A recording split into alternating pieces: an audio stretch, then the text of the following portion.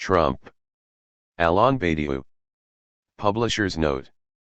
The two lectures published in this book were originally delivered in English.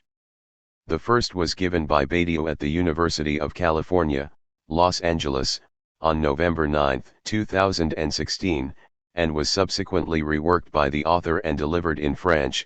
The version here is based on the French text. The second lecture was given by Badiou at Tufts University in Boston on November 17, 2016. 2 days after the election of Trump. University of California, Los Angeles. Coming to speak to you this evening, and thinking about yesterday, about last night, when we learned the results of the presidential election, about Trump's success, I have had in mind a beautiful line of poetry by Racine. It was during the horror of a deep night. Perhaps Racine was contemplating the future, the election of Trump, which, little by little, as the hours passed, became undeniable, turning the depths of the election night into something horrible. And under these circumstances I recognized an obligation to speak to you about the horrible thing that has just happened in the deep California night, for this counter-event, this disaster, makes it impossible for me to stand here before you all this evening and speak to you about this thing, however interesting it may be, in purely academic terms. You are distressed, stricken, appalled, and I must take as my point of departure what happened yesterday throughout the course of the deep night. As you might imagine, what happened was, for me, as for almost everyone, a sort of surprise, a bad surprise, and the overwhelming consequence at first was the triumph of affects, depression, fear, panic, etc. But philosophy teaches us that none of these affects is in any way a good response, for they instead testify and even pay tribute, negatively and from our side, to the victory of the enemy. We must therefore think beyond these inevitable affects, beyond fear, disappointment, and depression. We must reflect on the political situation today, the situation of our world, and respond rationally to a question that is indeed urgent and haunting: what must the contemporary world be such that last night could have turned into such a horror? How is it possible for someone like Trump to be elected president of the greatest power in the world, the United States of America? So my goal this evening is to present, if not a complete explanation, at least a clarification of the possibility of this distressing fact, as well as to propose, to submit for your discussion, certain thoughts as to how we must confront what happened in the deep, horrible night, what we must do that would not be subject to the law of negative affects but that would take place on the level of thought, action, and political resoluteness. I am going to begin with a very general overview, not of the situation in the United States but of the situation in the world as we know it today. What is our world, in which the election of Trump, but also other extremely negative and horrible facts, can come about? I think we must start with the most obvious point, but also the most important one, the victory, on a worldwide scale, of global capitalism. It is on this point, first of all, that we must insist. Since the 1980s, in other words, for 40 years or so, we have been witnessing the historic victory of global capitalism. There are several obvious reasons for this victory. The most important, of course, is the complete failure of the great socialist states, first Russia, then China, and, more generally, the disappearance almost everywhere of the collectivist vision of the economy and of social laws, even in the form of a simple program. This disappearance extends even into the realm of theory, indeed of philosophy. Today, Marxism is everywhere regarded as a thing of the past, as a relic of thoughts and conflicts that are no longer ours. The time is very distant in which Sartre could still declare that Marxism was the untranscendable horizon of our culture. In fact, Marxism is now considered the very epitome of a transcended ideology. And this point is not in the least secondary, for it means that the situation of the world today, since the 1980s, is that of a major change, not only of objective reality but also of active subjectivities. For more than 2 centuries, from the French philosophes of the 18th century to the great leftist movements of the 1960s and 1970s, public opinion was divided between two opposite ways of thinking about the destiny of humanity. At first, there was the opposition between the republican vision of the state and monarchical despotism. But then it turned into the opposition between the liberal doctrine of the free market on the one hand and the different varieties of socialism and communism on the other. For liberalism in the classic sense, private property is the key factor in the organization of society, at the price of enormous inequalities, to be sure, but, in liberal thought, everything has its price. On the opposite side is the socialist or communist or, indeed, even anarchist path, in the most abstract sense, according to which the end of inequalities must be the fundamental goal of human political activity, the end of inequalities, even if it requires a violent revolution. We thus have on one side the supposedly peaceful, legal, constitutional vision of the indefinite continuation of something very old, going back to the Neolithic age, namely the organization of all wealth and of the entire means of production under the legal form of private property, protected by the police and their power, and conceived of as the very heart of social life and of humanity. And, on the other side, we have the conviction, going back to certain aspects of the French Revolution, according to which the continuity of humanity's historical existence, at least since the Neolithic Revolution, must allow for a second fundamental break, by rejecting the domination of private property and, consequently, by doing away with inequalities, thanks to a collectivized organization of production and exchange. So, for 2 centuries, we had something like a strategic choice concerning not merely the facts and decisions of local politics, national obligations, wars, and confrontations of all sorts, but indeed the general orientation, the historical future of humanity as a whole. For 40 years or so now, our situation seems to have been the disappearance of this type of choice. Today the dominant idea is that there is no global choice, that, as Margaret Thatcher used to repeat, there is no alternative, by implication, to free market capitalism. Which is to say that there is only one way, only one path for the future of humanity. We must note that even Thatcher herself didn't say that this free market capitalism to which there is no alternative, along with the monstrous inequalities that it entails, is perfect, or even very good. That wasn't her concern. All that matters is that it is the only solution. And that we must replace what the Chinese communists, in the time of Mao, called the two-line struggle, that is, the struggle between communism and capitalism, with a mandatory consensus imposed by the real existence of only one way. Contemporary propaganda in favor of liberal capitalism is by no means required to say that it is excellent, that it responds to all the material and intellectual needs of humanity. It is too obvious that this is false. Everybody knows it, everybody understands that the perpetuation of inequalities engendered by capitalism, and especially by the law of the concentration of capital, can hardly be a worthy destiny for human beings. Sartre used to say that, if the human species were capable of no more than that, it would leave no better memory of itself than that left by ants. Perhaps, replies the liberal, dominant today. But it's the only real possibility, everything else is both worse and ultimately impossible. Look at Russia, look at China. The power of the liberal capitalist way lies in declaring itself to be the only way. It doesn't even need to declare itself to be the best way, since it has succeeded in convincing practically everybody that another way, a second way, doesn't exist. Ants we may be, perhaps, but better to be an ant than nothing. We can thus define the current moment as that of the imposition of the belief that liberal capitalism, which dominates virtually every country in the world, is the only possible destiny for human beings.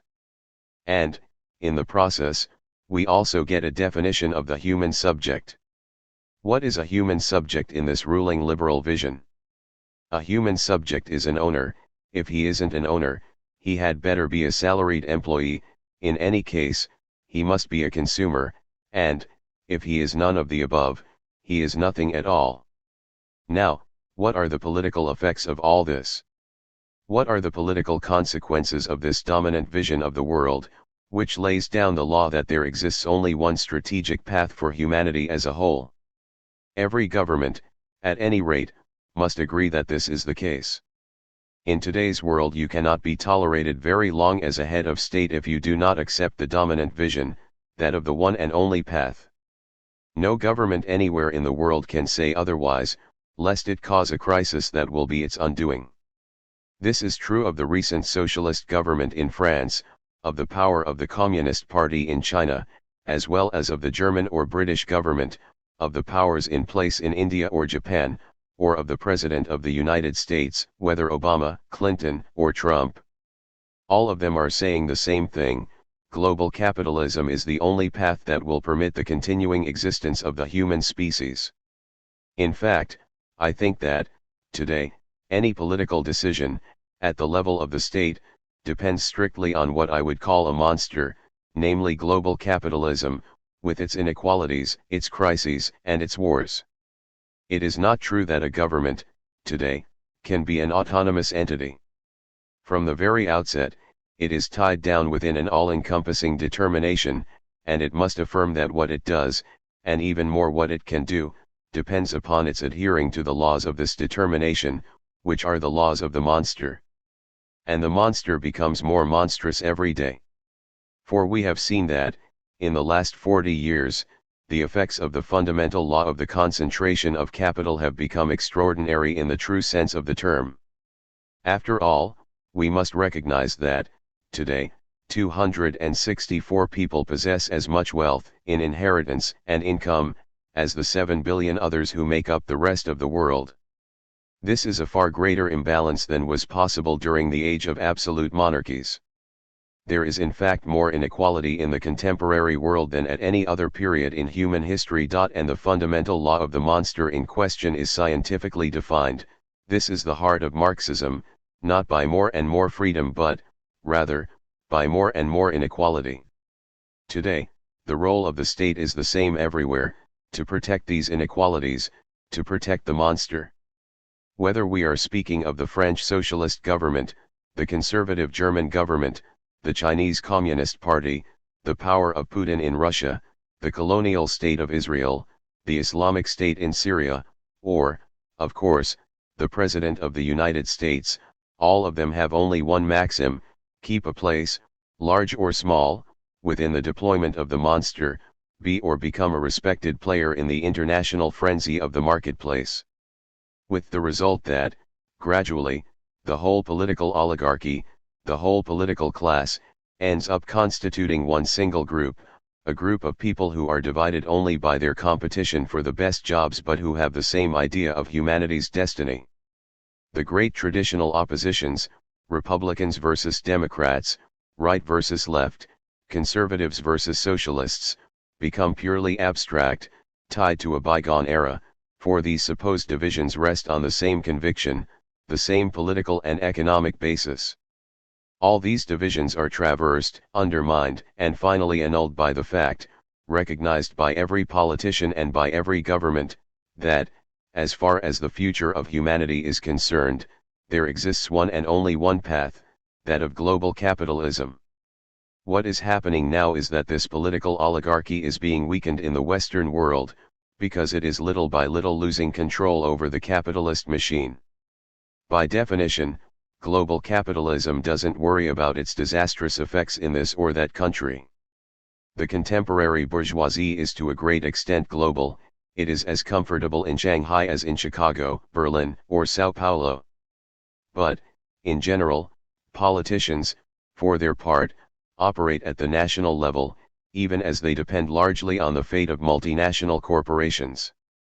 Thanks to grave crises, false promises, and inappropriate solutions, governments create among their people, on a large scale, frustration, misunderstanding, anxiety, and vague revolts. These negative affects among the people challenge, although in a very anarchic and confused manner, the one and only path, that of the monster, which, with only a few tiny differences, all members of the political class of today support. In today's world, the exercise of politics is about these tiny differences, all inside the same global orientation. But this global totality has effects on the various peoples, effects of disorientation. Nobody can conceive clearly what a life with a meaningful direction might look like or what would be a strategic vision of the future of humanity. And, in this situation, a considerable part of humanity is seeking answers among false novelties, irrational visions, or a return to dead traditions. So that, opposite the traditional political oligarchy, we have the appearance of a new kind of activist, who defends violent and demagogic proposals and who seems more and more to take as his model gangsters or mafias, rather than trained bourgeois politicians. We have had this style of new politician in France, with Sarkozy and his gang. We have seen it in Italy, with Berlusconi and his mafia. We have it here, since yesterday, with Trump, the vulgar and incoherent billionaire. It is often said that these new political figures, Trump, to be sure, but many others in the world today, resemble the fascists of the 1930s. There is indeed a certain resemblance. But, alas, there is also a major difference. Today's new political figures do not have to confront the powerful and intractable enemies who were the Soviet Union and the Communist parties. In fact, we could speak of these new figures in terms of a kind of democratic fascism, a paradoxical but effective designation. After all, the Berlusconis, the Sarkozys, the Le Pens, the Trumps, are operating inside the democratic apparatus, with its elections, its oppositions, its scandals, etc. But, within this apparatus, they are playing a different score, another music.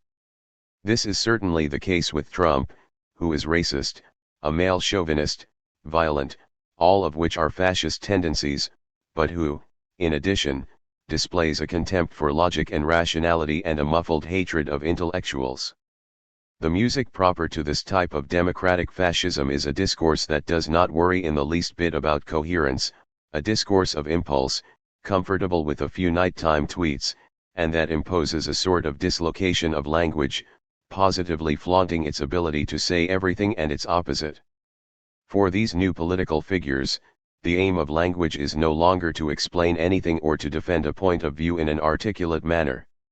Its aim is to produce affects, which are used to create a fleetingly powerful unity, largely artificial but capable of being exploited in the moment.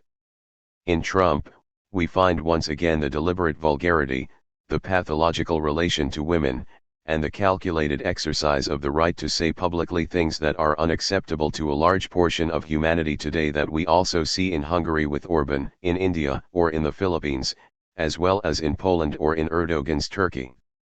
Everywhere in the world, then, we witness this democratic fascism, which is internal to the parliamentary practices of modern capitalist democracy, but which also produces an effect of artificial novelty, a different language, a violent false promise, and in some sense an external interior, something that is certainly within the bounds of the single path proposed by all the governments of the world, but set to a musical score in a manner different from that offered by the classical politicians hailing from the cultivated bourgeoisie. In this way, Trump and his kind produce, within the consensus concerning global capitalism, a spurious effect of novelty. He is like the hallucinatory harbinger of a new path, all the while staying firmly within the path of the dominant oligarchy, whether cultivated or not. Trump is positioned so that, for a moment, he can say that there is something new, namely Trump, the name and the thing, whereas what he is saying, in its particulars, which are nationalistic, sexist, racist, and violently pro-private property, is anything but new. We thus find ourselves in a time when the oldest things in the world, such as the return, on one hand, to the deadliest and most ghastly religious traditions and, on the other, to primitive colonial capitalism in all its slave-masterly arrogance and boorishness, can seem like novelties, because they are forgotten modulations of the one and only path, whose inevitability must be imposed on us.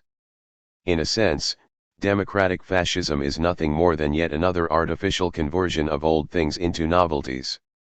Let us proceed to a more systematic synthesis. I would say that we find ourselves inside an inevitable dialectic with four terms. First, there is the complete brutality, the blind violence, of capitalism today. Of course, here, in the West, and particularly in old Europe, we see only the secondary effects of this violence. But if you are in Africa, in the Middle East, in Asia, or in South America, you see it. And even here we witness capitalism's gradual return to what constitutes its true essence, namely the cult of success on the backs of others, the growth of inequalities, the dismantling of measures for social protection, the savage combat of everyone against everyone in a struggle to conquer a dominant position. This is the first term. Then we have the decomposition of the classical political oligarchy, the end of the existence of a cultivated dominant class, and the appearance of what I have called democratic fascism. Certainly, we do not know the future of this phenomenon. What is the future of Trump? In many respects, we do not know. And Trump probably does not know his own destiny. This was already quite obvious on the night of his victory. There was the self-satisfied Trump of the electoral campaign before the victory, and then there is the Trump who has gained power, and who seems somewhat frightened. Trump knows that he will not be able to speak as freely as before. Speaking freely, uttering vulgarities and absurdities, was in a certain sense the source of his power, his false novelty. But now, with all the trappings of government, administration, the military, the economists, the bankers, the Congress, including those in his own camp, it will be another story. And on election night we saw Trump change from one musical style to another, from one kind of theater to another. And he wasn't as good on the new stage as on the old one, he didn't sing as loudly, he was less novel. That said, we do not know what margin of maneuvering this type of character will have once he becomes President of the United States. What we know for sure is that he is a symbol of the decomposition of the traditional political oligarchy and the birth of the figure of a new fascism, whose future is uncertain but which, in any case, is definitely not a good thing for the people who will have to endure it. This is the second term. We therefore also have popular frustration, the feeling of a vague disorder, the fear of the future, the experience of being stuck in a dead end, all of this within a fraction of the middle class, but especially among the poor, among those who live in the provinces, the countless peasants of many regions of the world, the workers without work, in short, the whole part of the world's population that has been reduced by the brutality of contemporary capitalism to invisibility and obscurity. Without money and without any sense of orientation for their own existence. And this point is very important in the general situation of the world today, the lack of orientation, of stability, the feeling that their world has been destroyed without being replaced by another one in which they could come back to life. This is a sort of senseless destruction. Finally, we are faced with the total absence of a political strategy, of another path. This is the particular oppression inflicted by what is sometimes called the politics of no alternative, which put an end to the great historical hope for a just society, a hope that remained steadfast from 1792 to 1976. To be sure, there are many local political experiments. I am not saying that nothing exists in the way of a politics genuinely different from that which is dominating us. We all know that there are revolts, new occupations of squares in big cities, new mobilizations, a new ecological activism, etc. The point is not that there is a total absence of any form of resistance or revolt. But there is the lack of another strategic path, of a conviction that could have the same power as the resigned belief according to which capitalism is the only possible path for the future of humanity as a whole. This is the lack of what I call an idea, a great idea. Only this great idea could create the possibility of a unification, a strategic and global unification, of all the forms of resistance and political invention. Only this idea could mediate between the individual subject and the collective and political task of communist emancipation. And only this idea could also make possible an action gathering together very different subjectivities under the clear power of a shared idea. The four terms of this inevitable dialectic that impels the history of the world today are thus the following: the strategic domination of global capitalism, the decomposition of the traditional bourgeois political oligarchy, the disarray and frustration of the peoples, and the lack of another strategic orientation, the weakness, let's just say the word, of the communist hypothesis. These four facts make up the crisis of the contemporary world. This crisis cannot be reduced to the economic crisis that began in 2007. It is much more a crisis of subjectivity, because, in the context of the four terms, the historical destiny of the human species is less and less clear. So it is time to ask Lenin's famous question, what is to be done? As far as Trump's election is concerned, I think we must first say that a reason for the success of this shady character is that the real contradiction today, the most important one, cannot take place between two forms of the same world.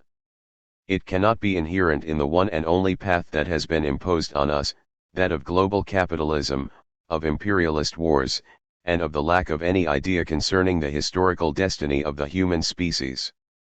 I know that Hillary Clinton and Donald Trump are very different. The former comes from the heart of the classic establishment, while the latter comes from the fringe of the reactionary party. She was a cabinet official of Obama, for whom Trump has a kind of racist hatred. Yes, the traditional bourgeois oligarch and the fascisto-democratic parvenu are different, and I understand how, in the end, one might prefer her to him. However, we must not forget that this difference is located inside the same world, that it by no means expresses two visions of the world, two fundamentally distinct political strategies. And I think the success of Trump was possible only because the real contradiction in today's world, the true opposition between two antagonistic visions, could in no way be symbolized by the choice between Hillary Clinton and Donald Trump. Because, to tell you the truth, Hillary Clinton and Donald Trump, however different their styles may be, both belong to the small worldwide oligarchy that is capitalizing its profits on a worldwide scale. In fact, during the primaries, during the whole phase leading up to the presidential election in the United States, the real contradiction expressed itself, in however attenuated a fashion, but let us not expect too much from public opinion in the great dominant power at the very center of the monster, between Trump and Bernie Sanders. All sorts of objections can be made to this statement. One might say that Trump, as a fascisto-democrat, is too outlandish to be a suitable representative of almighty capital. One might say that Bernie Sanders represents rather feebly the possibility of another strategic path, and that he is quite far from being a communist for a new era. One might observe that, by the time of the general election, Bernie Sanders had to support Hillary Clinton, whether he liked it or not. Granted. But we are in the belly of the beast, and in this place, at the level of symbolization, which is so important, the real contradiction in our world was much better represented by the opposition between Trump and Sanders than by the tandem Trump-Clinton. In Sanders's speeches and in his proposals, we can find several points that go beyond the demands of the world as it is, that deviate somewhat from the one and only path. There is nothing of the kind in Hillary Clinton's proposals.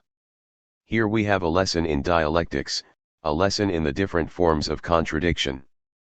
The contradiction between Hillary Clinton and Donald Trump, however intense, was nonetheless a relative rather than an absolute contradiction, a contradiction within the same parameters.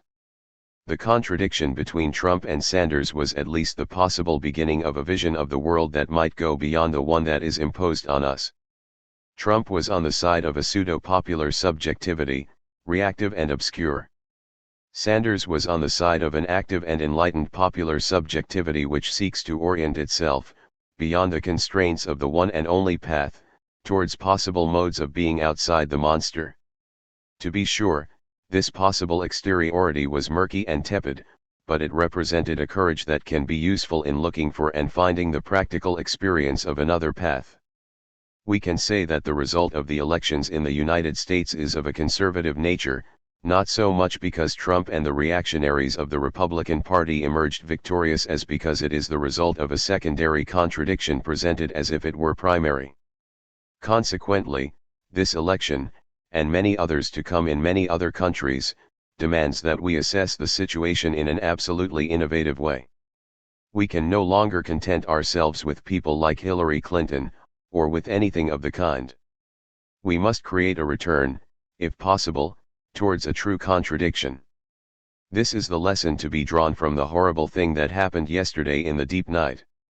The task, now, is to construct a political orientation that would go well beyond the laws of the world as it is, even if the risk is that, initially, things may not be clear, and may even seem impossible.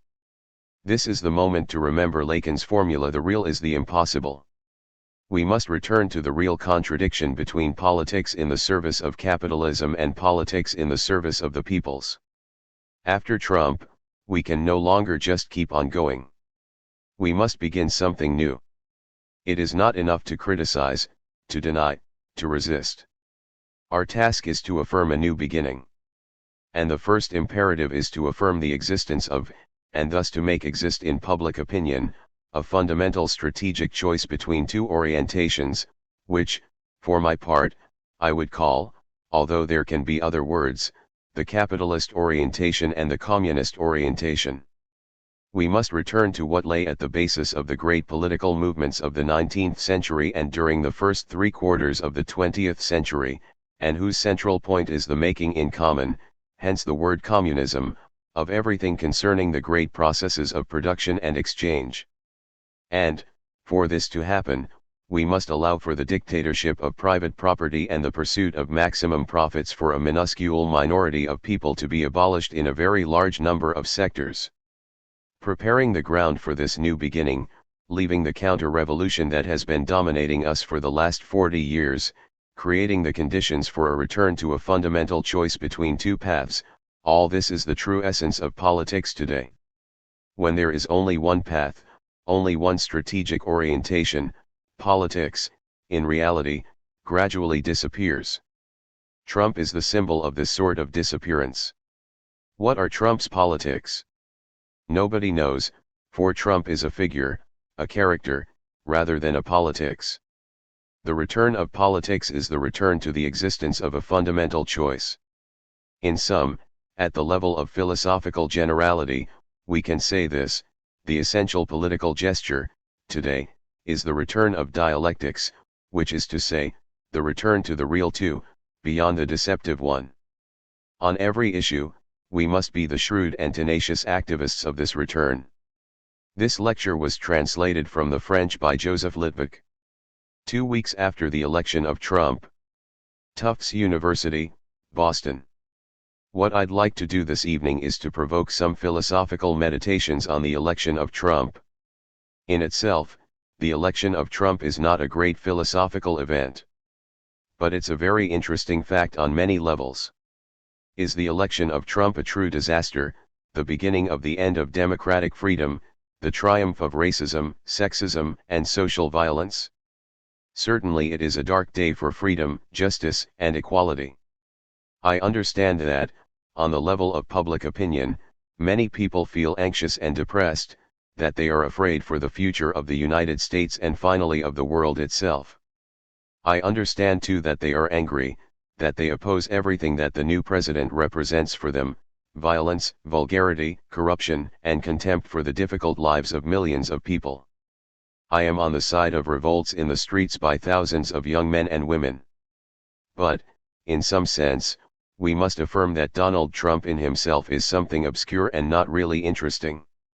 We must get beyond our anxiety and reach a point of calm, of determination, of lucidity. After all, Trump is like a blemish on the face of the contemporary political world. Trump must be interpreted as an ugly symptom of the global situation, not only of the United States but of the world in which we are living today. So I propose to take the election of Donald Trump as the point of departure for a meditation concerning our living world today. I propose, if you like, to reconstruct Trump as a philosophical category, which is a strong transformation.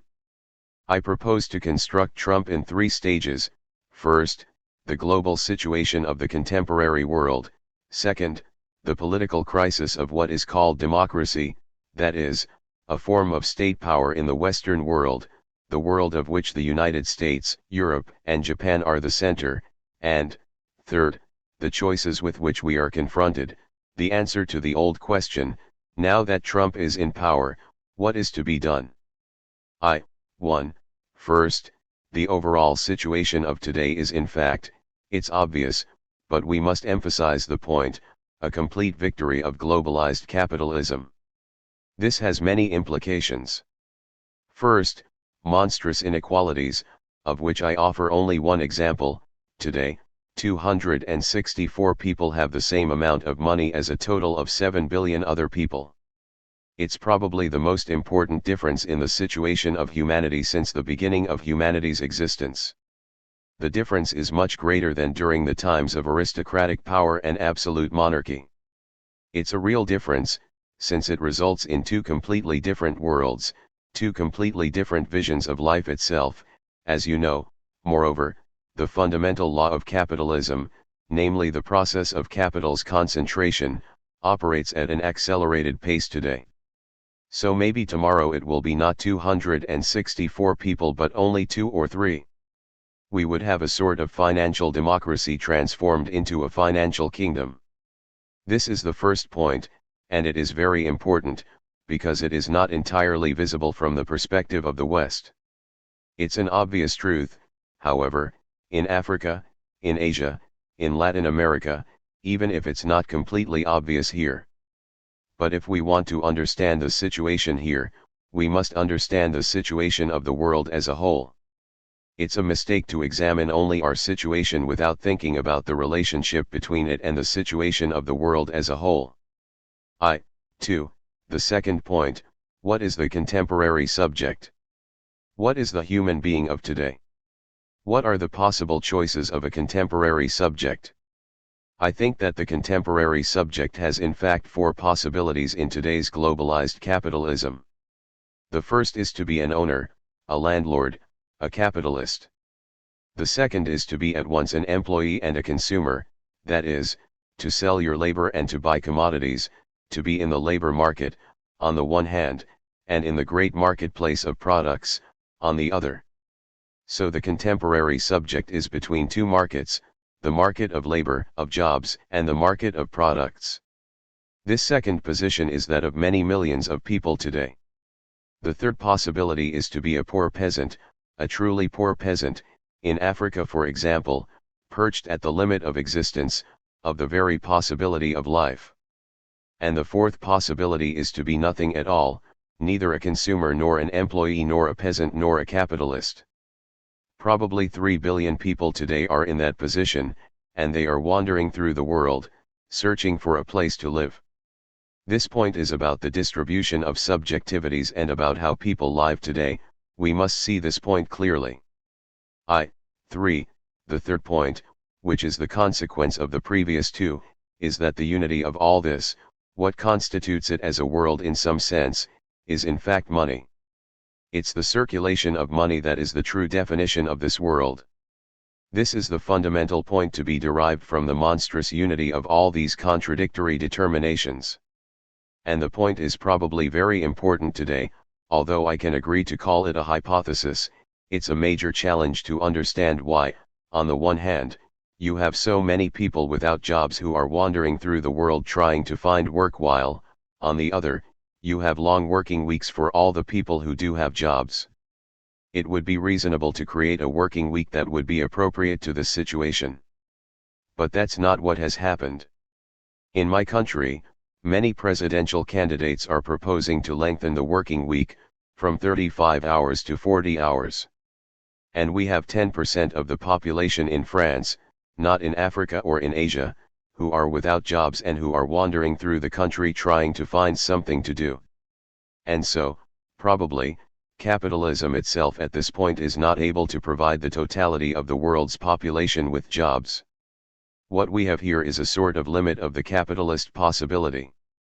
Capitalism is incapable of producing jobs for everyone because, as you know, capitalists give work to people only if they expect to make a profit. It's a complex but obvious law of capitalism that profit is linked to the working week. You must have a long working week to make a profit. So maybe the most important point in the world today is that this enormous mass of wandering people searching for a place to live cannot be forced under the domination of globalized capitalism. In other words, From the perspective of globalized capitalism itself, we have today a surplus of humanity, a surplus of people without any destination, without any reason to exist. 4.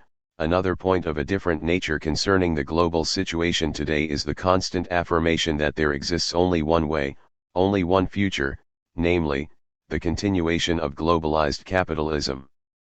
There can be no global idea that affirms the possibility of something else. It is quite striking that the very nature of propaganda today is not to say that capitalism is a great thing, it suffices to say that there exists no other possibility. In fact, capitalism is the first social organization in which it is possible to say that this organization is very bad, making that statement has no consequences. In the old world, for example in monarchy, we were not allowed to say that the king is horrible. The stability of the world implied that we must be in favor of the world as it is. This subjectivity is really a subjectivity of faith in the world as it is. This is not the case in capitalism. In capitalism, it is sufficient to say that nothing else is possible. It was the position of Churchill himself, who said it's not a good system, but it's the best, with the possibility that it could be still very bad. And so the non-existence of another way, another strategy for the life of humanity as such, is a very important point today. It's a world that is very different from the world before, because another way existed between 1917, that is, the Russian Revolution, and the beginning of the 1980s. Naturally, we must discuss the validity of this other way, that's another problem, but you have two possibilities, both on a global scale. There could be many discussions concerning these two possibilities and the relationship between them. It might be asked whether the communist hypothesis is really acceptable, and so on. But there existed two possibilities, and the great victory of globalized capitalism has been to suppress the existence of these two possibilities, not just to bring about the dissolution and disappearance of the socialist states, the end of both the Soviet Union and Maoist China. These have been concrete empirical victories. But the ideological victory is much more important. This is the victory of the conviction that, okay, capitalism is not good, monstrous inequalities are horrible, and so on, but there is no other possibility, and so this reduction from 2 to 1 is a very fundamental fact in recent history.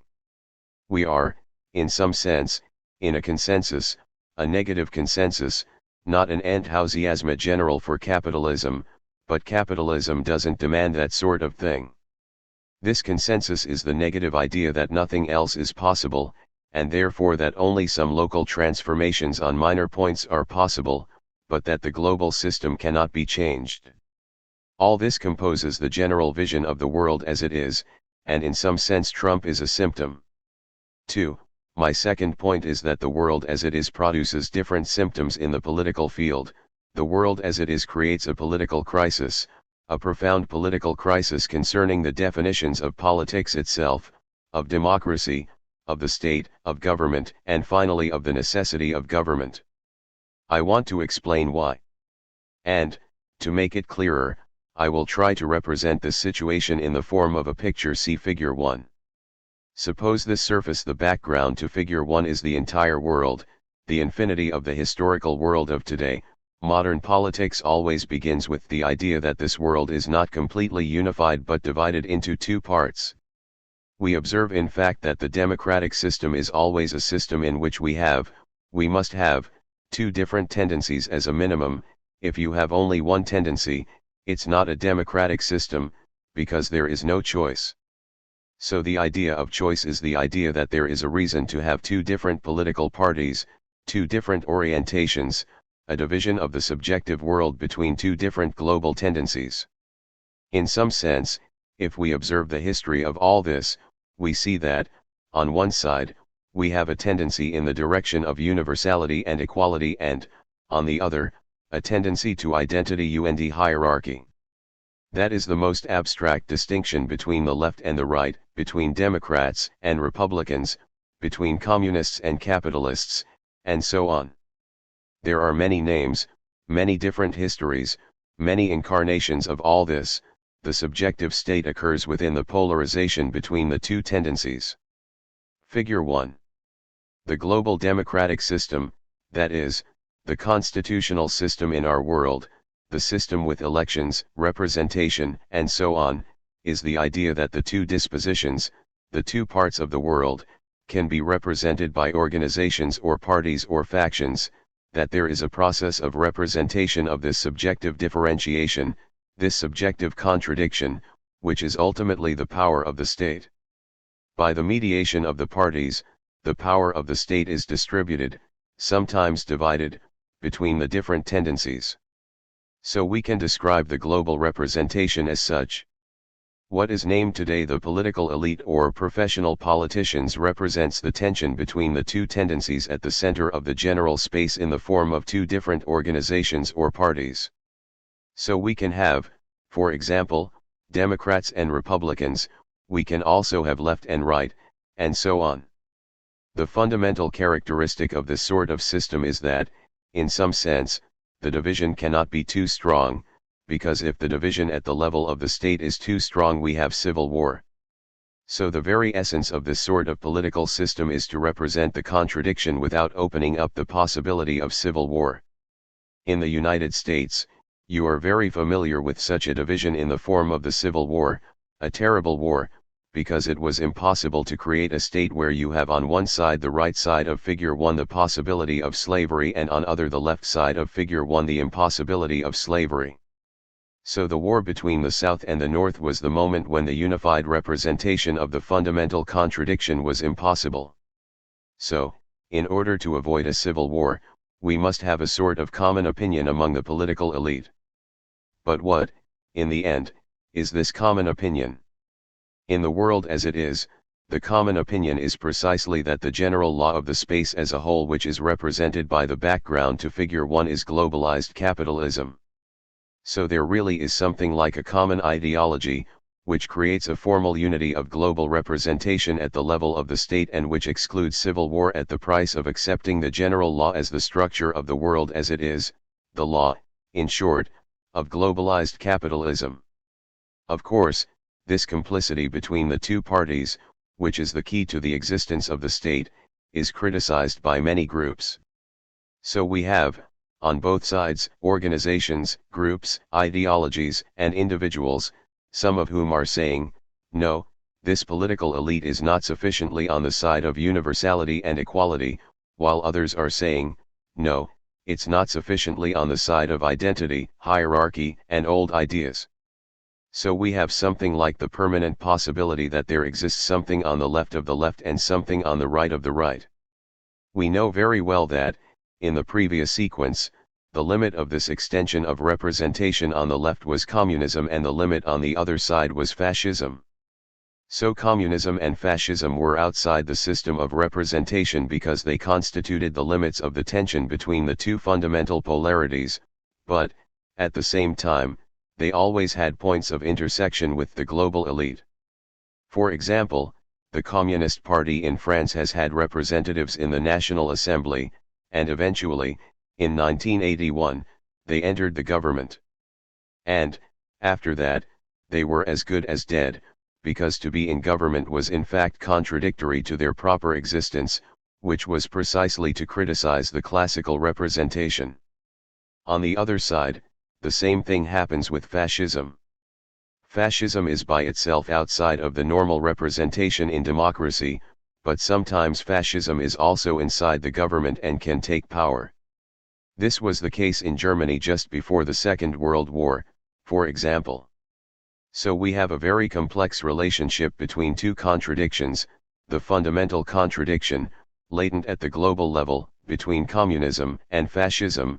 These were their names during the 1930s, but they can have other names, and the contradiction, accepted at the level of the state, between left and right, democratic and republican, a contradiction that is by necessity, I am arguing, a weak contradiction. Between fascism and communism we have a true contradiction, a contradiction without any possible reconciliation. At the center of the state we have a weak contradiction dominated by the common idea that the global structure cannot be changed. This system, which is the general system in our countries, cannot exist when the tensions between the two polarities become too strong, because, if the external tension on the two sides is really strong, it's very difficult to maintain the complicity between the two central parties. And I think we can see symptoms that something like this is happening today in the fact that, at the global level, capitalism cannot really satisfy all the interests involved in the global situation. And so, what happens? What happens is that too many people are saying that the official left is weak compared to the right. And, on the other side, too many people are saying that the representation of their interests by Republicans or by the right is too weak. And so all this creates the possibility of a disjunction of the state itself. If Democrats or the left are too violently attached to their values, or if, on the other hand, Republicans or the right are also too attached to their contradictory values, the unity of the state is not easy to maintain. So, Trump is here. See Figure 1. Trump is at the intersection between the official representation and what exceeds it. He is in the Republican Party, but he also represents something outside it: sexism, racism, tendencies towards fascism. In some sense, with much greater sophistication, Bernie Sanders is on the other side. And so we can say something like this: the true contradiction during your last election was not really between Hillary Clinton, who is here in the place on the board where it says Democrats, and Trump, who is here Trump. The true contradiction, the latent true contradiction, was between Bernie Sanders and Trump. What was significant in the election was the contradiction between Bernie Sanders and Trump, and not the contradiction between Hillary Clinton, who is a perfect representation of the classic old Democratic Party in its function of complicity with the elite and global capitalism. And in my opinion, this is why, at the end of the day, Trump won. He was on the side of the true contradiction. In the lack of symmetry between Hillary Clinton and Trump, Trump was finally in the stronger position, even though he did not win the popular vote. But the real reason for his success is the lack of symmetry in the contradiction between him and Clinton, in a sequence where ultimately the system itself is in crisis. That is my descriptive point concerning the political facts today. We can sum all this up by saying that, in the democratic system, there are three historical possibilities. 1. There is a normal possibility, according to which the contradiction between the left elite and the right elite functions normally, so that their complicity is sufficient to maintain the unity of the state at its normal level. Here, the global subjective contradiction is represented by the central complicity without too much difficulty. It's the law of the system, the normal existence of the system. 2. There is the possibility of crisis, when the true contradiction is not really normal.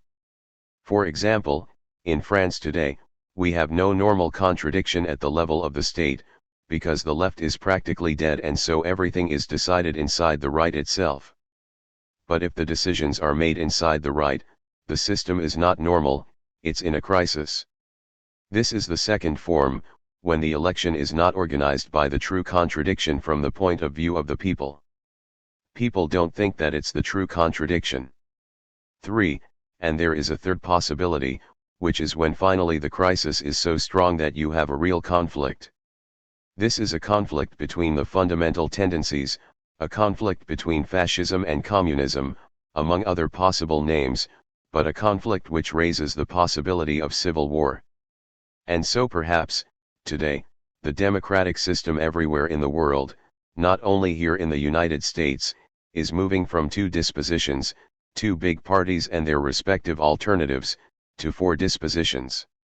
In other words, we have not only these two Republicans and Democrats, but also two other differences, Trump and Sanders, corresponding to the true contradiction between fascism and communism, their respective representational versions in the middle being Republicans and Democrats.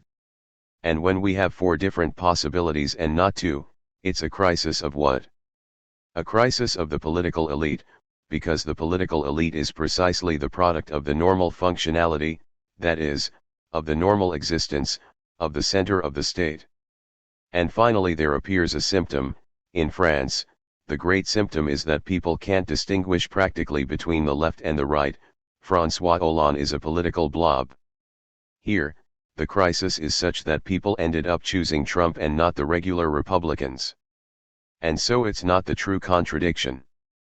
The symptom of the crisis is the appearance of strange persons who are very difficult to understand. They are politicians, but they are in some sense like new gangsters. This was the case with Berlusconi in Italy. Berlusconi was the first to represent the victory within the democratic system of somebody who was openly a gangster and with the same characteristics as Trump: vulgarity, sexism, complete contempt for intellectuals, and so on. And Nicolas Sarkozy was not unlike this gangster figure. I've said on one of the French television channels that Sarkozy is a voyou, a thug. It's not a political category. But the point is that all these guys are not politicians in the sense of the ordinary political elite. They are coming from outside. And I think, ultimately, the fundamental symptom today is the inability of the two big parties to continue their mixture of contradiction and collaboration. That is the point, that is the difficulty. Everything is normal if there is simultaneously contradiction and collaboration, which preserves the unity of the state. And I think this crisis is a result of the global situation of capitalism, of the inability of global capitalism to solve the problems of all the people existing in our countries. And so we really have some hard contradictions in the world as it is, with the existence of billions of people wandering and searching for a place to live. As a result, the normal collaboration, or quasi-collaboration, of two parties at the apex of the state becomes more and more difficult. To summarize, we must take into consideration four terms, I think, to understand all this. It's a recapitulation of what I call the crisis of today. The brutality and the blind violence of contemporary capitalism, the return to the brutality and blind violence of capitalism for most of the 19th century. Read Dickens. We are returning to a new form of the Dickensian age.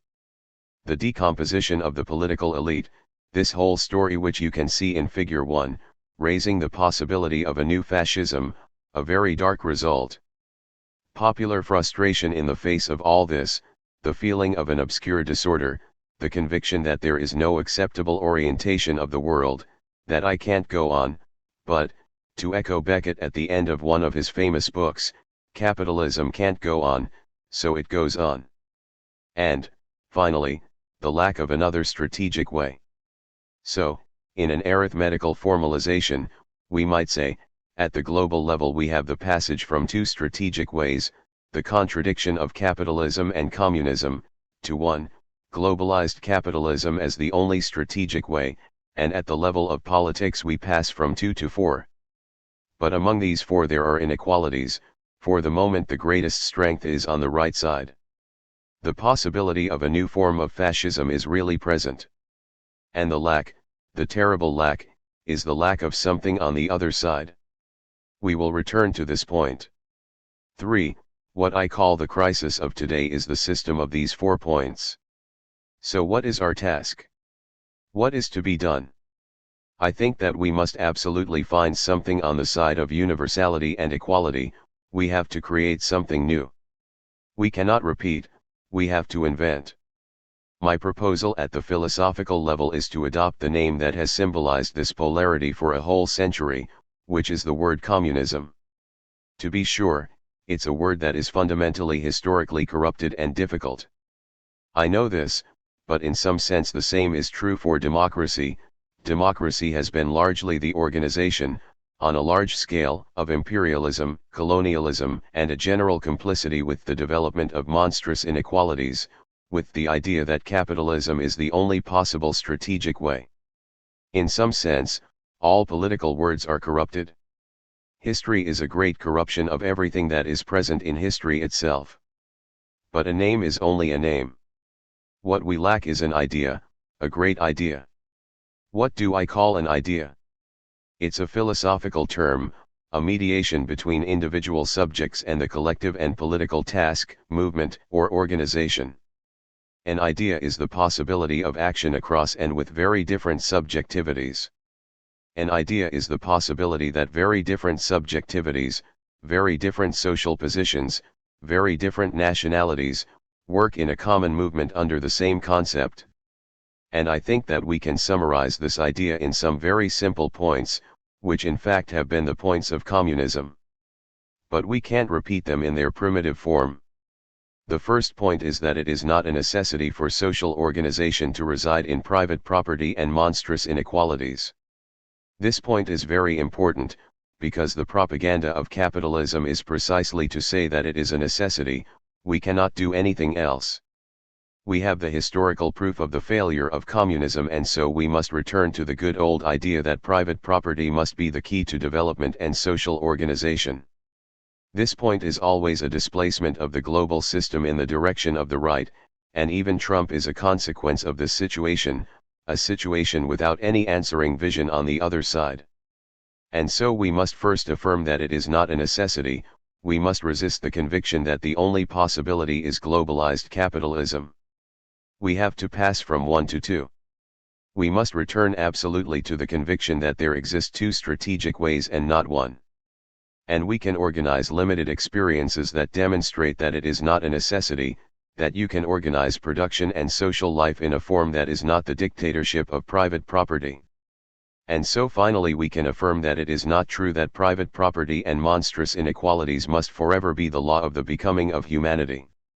The second point is that it is not a necessity that human work should be divided between such noble activities as intellectual creation and government, on the one hand, and manual labor and common material existence, on the other. So the specialization of labor is not an internal law. This is a very important point. The opposition between intellectual work and manual work must be undone in the long term, we must bring about a reconciliation of humanity at the level of work, at the level of what is done day after day, and not only at the top.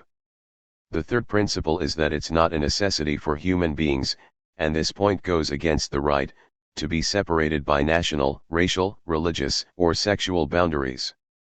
Equality must exist across differences, and difference must not be an obstacle to equality.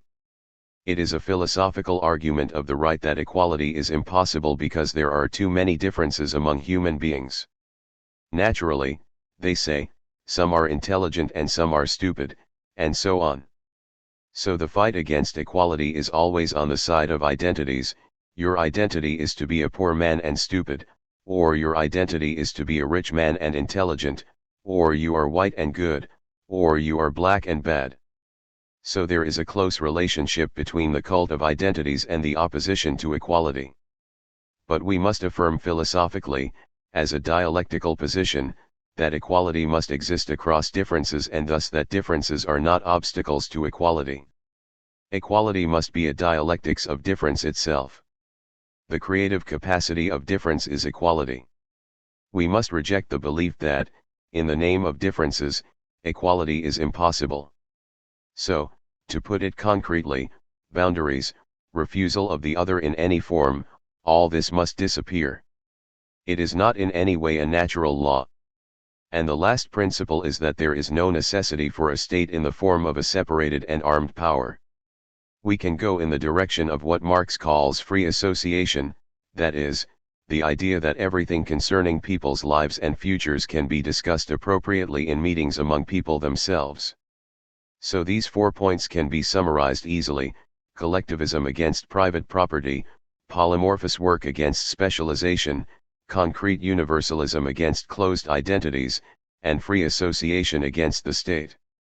I would emphasize that these are only principles, not really a concrete program, but with these principles we can judge all political programs, decisions, parties, and ideas.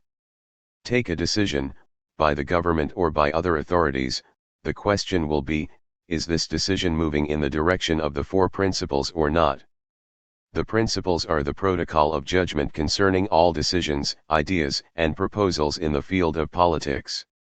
If a decision, or a proposal, is in the direction of the 4 principles, we can say it's a good one, we can determine whether or not it is possible, and so on. If it's clearly against the principles, it's a bad decision, a bad idea, a bad program. So we can have in the new strategic vision a principle of judgment in the political field and in the construction of the new strategic project. This principle of judgment makes possible a true vision of the new strategic direction of humanity as such. I return to the concrete situation. At one point, Bernie Sanders seemed to propose something like a new political group under the name Our Revolution. It seems to me that he has more recently made the choice to return to the games and compromises of the Democratic Party. Let me just say, as I begin to conclude, I might be able to trust him in the first direction, but certainly not in the second. I began with the success of Trump, I end with the success of Trump. The success of Trump, understood as a symptom, must open up a new opportunity for the idea inherent in the words Our Revolution. With the four principles we have an approximate idea, at the level of judgment, of the possibility of something like this. Today, against what Trump symbolizes, reaction, ideological violence, the imperialist decomposition of the political system, why not say, okay, our revolution? But we must be clear about the words. Revolution must be understood as a process in accord with the four principles. And we can check to make sure that what is proposed is moving in that direction. And what is R in one sense can mean, in relationship with a strong alliance, R is not everybody. It's not Trump, for example. It's a strong alliance, probably among some intellectuals, a large contingent of young people, and what we might call the nomadic proletariat of today, the workers and the unemployed who are everywhere. If we have something like this alliance of intellectuals, the young, and the nomadic workers of the world on one side, and if we have, in forming this alliance, the four principles, we can have hope. This is the sort of thing that we must invent and create. The system cannot propose a place for novelty. So we must create something outside the system as it is. In Figure 1, the left is the limit of the system. It's very difficult. It's very difficult today, I know, but probably after Trump we must say to ourselves, only one world and only one courage. Thank you. Questions. Q1. My question pertains to those of us who are interested in promoting a Maoist politics today in the United States. We are obviously a long distance from anything worthy of the name of a party, but starting in the late 1980s you and your comrades began to speak of politics without a party in which the political organization is orientated towards the prescriptive, but in your recent introduction to the French translation of Hongsheng Jiang's dissertation on the Paris Commune in Shanghai you were saying that you could call the political organization a party. I was wondering if you could elaborate on this a little bit more. I'm specifically curious about your objection to the party that is oriented towards representing the interest of a class and how that impedes the ability of a party to identify the principal contradictions and the principal aspect of a contradiction in a given situation. Badiou, yes, the question is in fact a central question in the political field today. And why? Because the experience demonstrates that to have a real new strategic view we must always discuss three terms. There is the question of power, which is the stable element in history. In any case we have something like a state. And all the forms of politics are confronted with the question of the state, the question of power. This is the first term.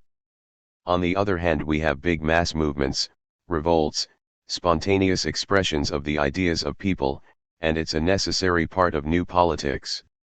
Without movements we can't affirm that a new politics exists. Naturally. Movement, revolt, and so on, are indispensable to the possibility of constructing a new strategy or a new strain, naturally. But the problem is that between the state and the movements there must be something else. Why? For a very important reason, which is that the state always has time on its side. The state can continue. The state is the continuity of the power. And the movement is not continuous. The movement is always a sequence. All movements begin and end. So there is a lack of symmetry between the power and the movement, which is fundamentally a lack of symmetry at the level of time. And you know the classical disappointment when the movement finishes. The people cannot be eternally in the movement because they have to return to their families, jobs, work, and so on. They can't be forever in the delicious feeling of revolt and movement. and the state is for a good reason called the state. Patience is on the side of the state. The state must continue. And the state will be there after the movement, always. So it's a political necessity that, on the side of the new strategy, some new terms, some figures, sometimes account for the duration, account for the time of the new politics. The name of this term is organization. And we cannot escape the question of organization, because organization is the memory of the movement. It's the idea of the movement in the duration of time. It's the possibility to be not only in the necessary radically of the movement but to have time to construct the new strategy and maybe also to be stronger in the next movement. What is an organization, is in the end the most difficult problem today, the question of what exactly are the problems which can be solved only by an organization. The Leninist organization, the classical Communist Party, was created by Lenin to solve a precise problem, a very precise problem. This problem was, how can we be victorious, because during the whole of the 19th century all the big revolts of workers, the Commune de Paris, May 48, and so on, were bloodily crushed.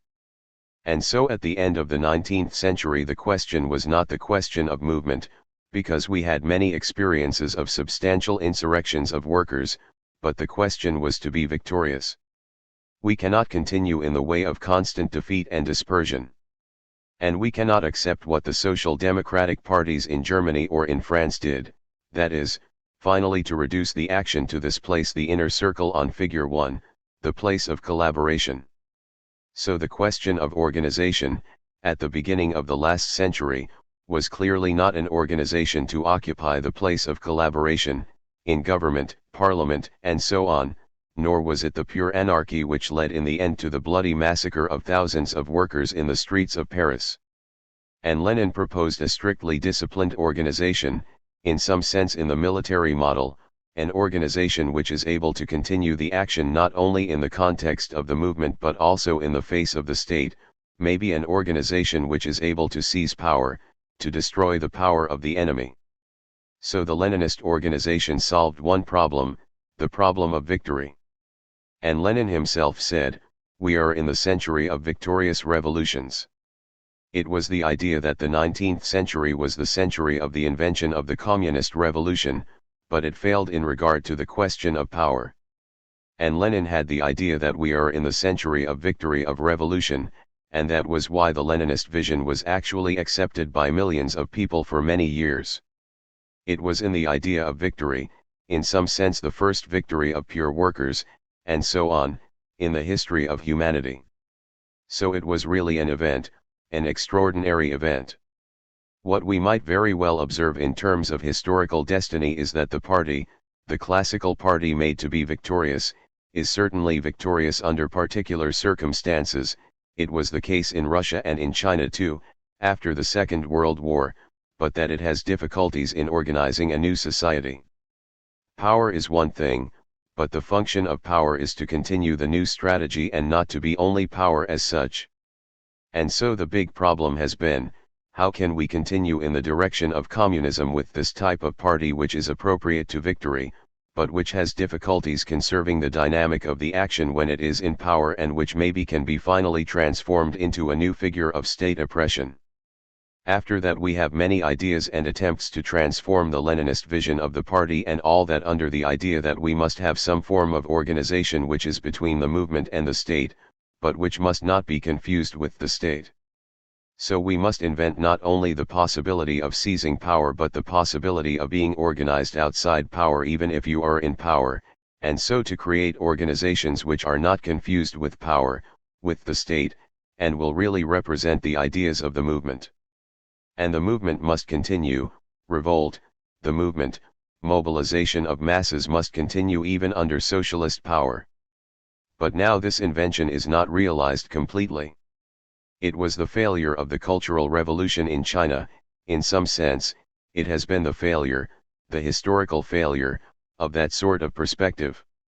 And so we must certainly open the question of organization in the sense of some organization that must stay near the movement, with the idea of the movement and which controls the state, which has the power to control the state, to exercise a sort of popular dictatorship over the state. So the idea is not to create the dictatorship of the state over the people but the dictatorship of people over the state. It's our future, courageously. Q2, I have 2 points, one is concerning the global situation, the global market, and the other is more concerning the USA. Do you think that we are moving towards a third world war because the contradictions, the polarities, concerning the global market are so big that a big conflict on an international level at some point can't be avoided? My second point concerns the United States more internally. I think a problem of the Marxist analysis is that it has always avoided the question of race. If you look, for example, at what happened in the USA in the 1960s, particularly after the Voting Rights Act of 1965, you see that the violence against blacks was increasing and also the number of people who joined the Ku Klux Klan was increasing during that time. So, even if black people obtained more rights, there is a reactionary tendency which creates a tension inside the state because the white ultra-right is getting stronger. Badiou, yes, about your first question I am not totally optimistic in fact. I think that today a global war, probably with Africa at the center of ambitions and conflicts between forces, is really possible. And, you know, there has been always a dialectics between war and revolutions. Lenin used to say, first hypothesis, the revolution creates a situation where war is impossible. Second hypothesis, war provokes the revolution. And I think that, right now, we don't believe in the first hypothesis. There is no historical situation where revolution, in some sense, creates the impossibility of war. The revolutionary power existed when the Second World War broke out, and so on. So it's really a possibility, and it's also a possibility that the dynamic of global capitalism today is moving towards a war. If the problem of capitalism is the impossibility of suppressing the surplus of humanity, about which I have spoken, that is, the existence of billions of human beings who have no significance for capitalism itself, because that is the present vision, many of them in Africa, a lot of them in Africa. Maybe a solution would be a big war, because a big war is a simplistic solution to a demographic problem. And so we should also keep in mind that, in order to escape the risk of a big war, it is also necessary to create a new political strategy. Because the law of the capitalism of today is not to escape war but much more to provoke in the end a big planetary conflict. To the second point, it's true that the question of identities, the question of race and of racism, and so on, has been a weakness of classical Marxism. Classical Marxism has been on the side of universalism without making a precise attempt to observe the questions of identity as such. I think that we should affirm now, after all this experience, that it is very important that there is no contradiction between political universalism and the existence of differences and that the existence of differences must be protected in the name of universalism itself. It's a philosophical question, in some sense, which is not so easy to answer. What is the real relationship between the ideal of universality, which is the affirmation that in the end there is one humanity and that all human beings are equal, and the real existence of different identities? And the solution to the problem is a dialectical one, and that is the fact that equality is not against the existence of symbolic identities but goes across the differences and along with the differences, in the complete recognition of differences. Ultimately we can define politics as such as something which is on the side of universality with acceptance of all figures of identity without making identities an obstacle to equality and universalism. That is the definition of the new strategic politics. And about my first remark to your question, there is finally a relationship between the question of war and the question of identities. I observe that today, in France for example, there is a sort of affirmation of war against Islam that is, after all, a war against a form of identity. And so in the history of human beings practically all wars have been made in the name of identities, national identities, racial identities. And today our government is speaking of war between civilized people and barbarian people, massive identities too. Very often when the political affirmation is the identity affirmation, not in dialectic with universality but by itself, War is a strong possibility.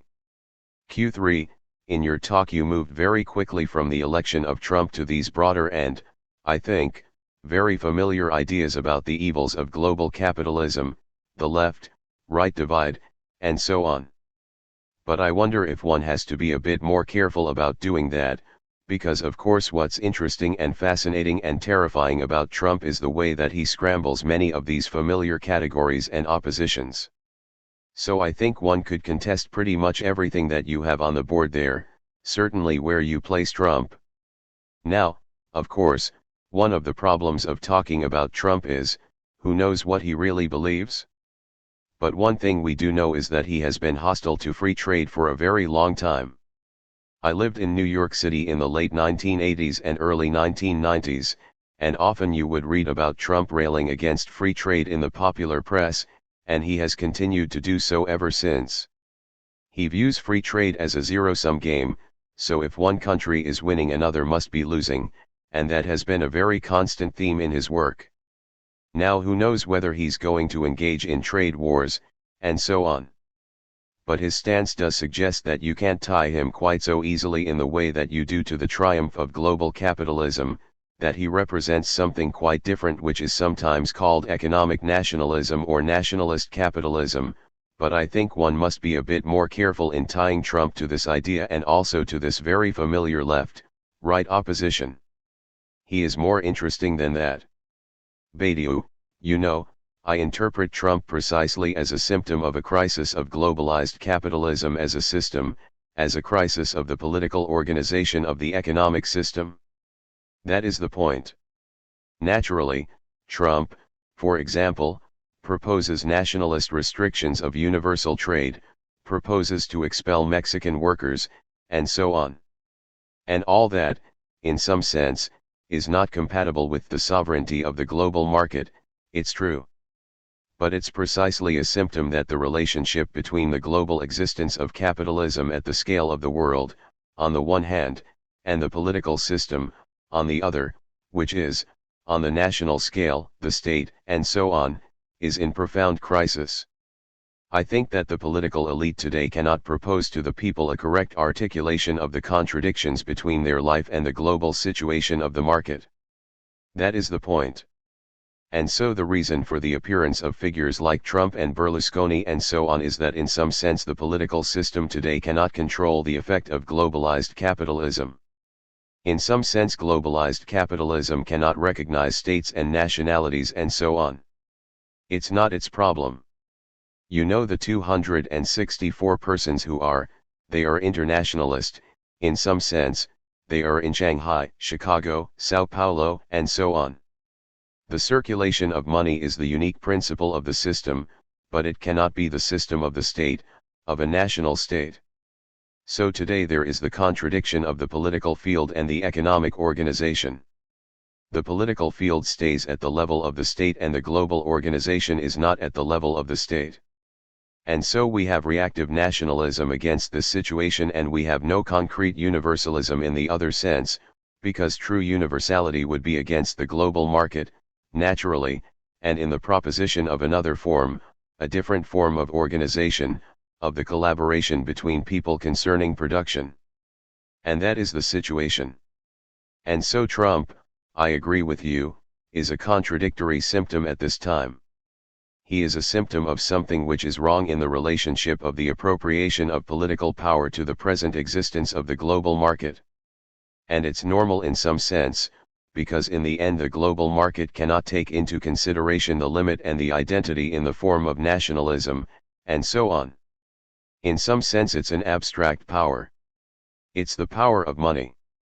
And this abstraction is an oppressive abstraction even in its effect on the mediation of this abstraction, which is the political elite in the United States or in France. This is the heart of the crisis, and this is why the political situation progressively becomes strange and dangerous and unstable, because in reality political power has no means to control, at the scale of the nation, the effects of globalized capitalism. And, for example, Trump says that he must organize an economic war against China, but in fact at the level of the global market there is a close relationship between the United States and China. It will be a disaster, in fact, this economic war. And so it's a real contradiction between two subjective perceptions of the situation. And this is why normally, when capitalism is at the end of its expansion, when we have really globalized capitalism, the only civilized situation is communism, because inside of capitalism itself we can't organize the community of human beings on a large scale. It is impossible, because we have inequalities that are too monstrous. We must absolutely destroy the dictatorship of private property. If it is not destroyed, you have this bloody contradiction in the long run between the life of people and the global system of organization of social relationships, and finally of the ordinary lives of people. And so it's true that after capitalism, at the end of capitalism, it's communism, or barbarism, or complete barbarism. That is, in fact, atomic war. Q4, Donald Trump has promised a huge number of things to his political base. It is maybe impossible for him to fulfill all those promises, particularly some of the more, let's say aggressive, red meat kind of things that he wants to do, like building a wall between Mexico and the United States. How do you think that his political base will react in case he fails to fulfill all his promises? In this country as well as in other countries there is something which I, and others as well, would refer to as a permanent government. In the USA this permanent government consists of the CIA, the NSA, the Pentagon, etc. Now, if Trump is successful in doing much of what he is proposing to do, if he creates as much disturbance as he seems to be wanting to create, is it not possible that the permanent government will just get rid of the guy? Badiou, if they kill Trump, that's okay. It is true that Trump is in some sense much more of a problem than a solution for the state itself. I think something like that. It has always been the case that when there is a crisis in the political field there appear guys in the style of Berlusconi, Trump, and, finally, Mussolini or Hitler. Where is the difference? The difference is, and that is very important, in order to be a true and dangerous fascist, you have to construct your proper organization, your proper party. It's very decisive. Hitler and Mussolini were their parties. There were not parts of the Republicans or something like that. They had really strong organizations, militarized organizations which were able to kill, to destroy the enemies. So when the crisis is completely developed we must see the creation not only of some figures like Berlusconi or Trump but of new organizations which are separated from the system and which can seize power for themselves and not with the help of others. Naturally Trump is not in this position today, which is a blessing in a way. He is in the melting pot of the Republican elite, and he is more and more in a bad position, in some sense. If finally his end is a car accident, well, it's not a necessity for the political elite. The most probable fate of Trump is to become weak, in fact, to become paralyzed in the face of many problems, and this is why I take Trump himself not for a very, very dangerous guy but as a symptom of a bad situation.